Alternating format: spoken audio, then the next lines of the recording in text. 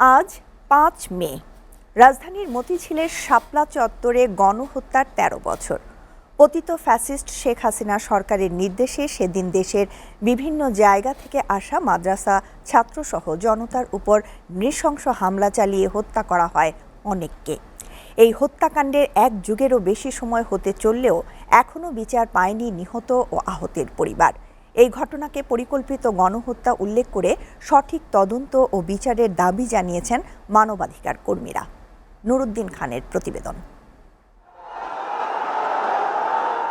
৫ মে ২০১৩ দফা দাবিতে রাজধানীর মতিঝিলের শাপলা চত্বরে সমাবেশ করে হেফাজতে ইসলামী।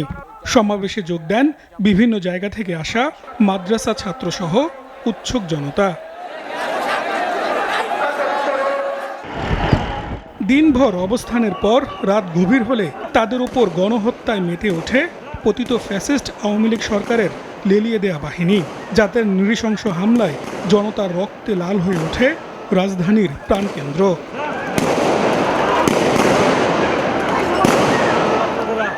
এই হত্যাকাণ্ডের এক যুগেরও বেশি সময় হতে চললেও এখনও বিচার পায়নি নিহত ও আহতের পরিবার। হতাহতের তালিকা প্রকাশেও গণমাধ্যমের স্বাধীনতা হরণ করেছিল তৎকালীন ফ্যাসিস্ট সরকার। লাইট অফ করে দেওয়া হলো এবং তারপরে নির্বিচারে একদিকে গুলিবর্ষণ, লাঠিচার্জ, গ্রেনেড মানে গ্যাস গ্রেনেড ইত্যাদি। ওই রাত্রের ঘটনায় এখন পর্যন্ত নিশ্চিত করে বলার সুযোগ আসেনি যে ঠিক কতজন হত্যাকাণ্ডের শিকার হয়েছে। তবে এটি কোনোভাবেই ৩০-৪০ জনের কম না, আরও অনেক বেশি হওয়ারই সম্ভাবনা বেশি। কিন্তু এই ব্যাপারে তৎকালীন সরকার বা মিডিয়াও সুষ্ঠুভাবে বাধাহীনভাবে তথ্য সংগ্রহ করতে পারেনি। বীভৎস এই হত্যাকাণ্ডের জন্য দায়ীদের দৃষ্টান্তমূলক শাস্তির দাবি জানান এই মানবাধিকার কর্মী।